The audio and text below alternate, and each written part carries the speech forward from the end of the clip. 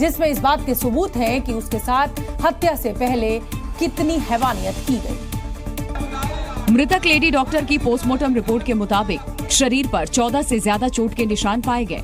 मौत की वजह गला घोटना, दम घुटना। मृतक डॉक्टर के दोनों हाथों से गला घोटने के निशान पाए गए। साथ ही रिपोर्ट में रेप की पुष्टि के साथ प्राइवेट पार्ट पर हमले के सबूत मिले। शरीर पर सभी चोट मौत से पहले के बताए गए। फेफड़े में खून जमा हुआ मिला। मौत का वक्त सुबह 3 बजे से 6 बजे के बीच का बताया जा रहा है। सिर में गंभीर चोट की वजह से खून का बहाव। फिलहाल विसरा, ब्लड और दूसरे इकट्ठा किए गए नमूनों को विश्लेषण के लिए लैब में भेज दिया गया है। पीएम रिपोर्ट में कहा गया कि पीड़िता के शरीर और प्राइवेट पार्ट में लगी चोट। पोस्टमार्टम रिपोर्ट में ये साफ है कि पीड़िता के शरीर और प्राइवेट पार्ट में लगी सभी चोटें उसकी मौत से पहले की हैं। कोलकाता की जांच एजेंसी आरोपी के दिमाग को डिकोड करने का प्रयास भी कर रही है।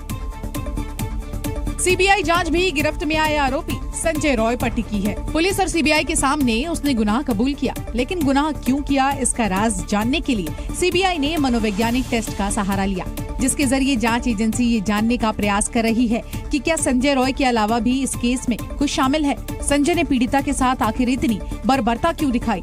क्या संजय पर भी किसी तरह का दबाव बनाया गया?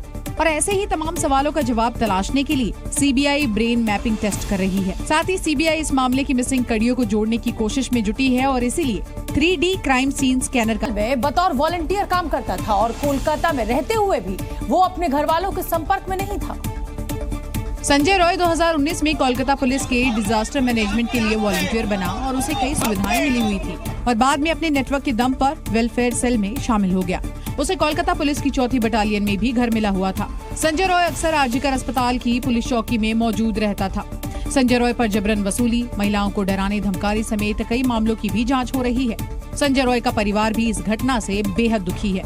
हम जन्म के भागी है, तुम्हारा माँ से पूछ लेना, बोला जन्म के भागी है, कर्म कर रहे उसके बाप।